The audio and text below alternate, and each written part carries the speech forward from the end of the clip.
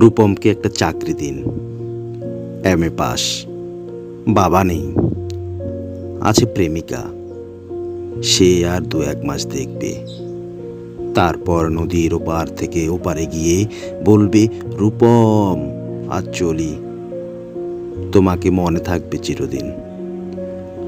রূপমকে একটা চাকরি দিন, যে কোনো কাজ, পিয়নের কাজ হলেও চলবে। তোমালবাবু ফোন তুললেন।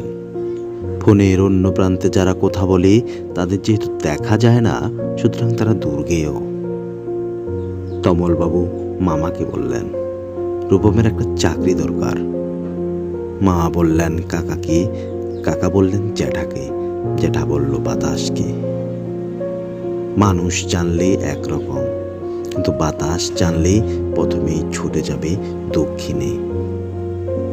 সে বলবে দক্ষিণের অরণ্যকে, অরণ্য বলবে আগুনকে।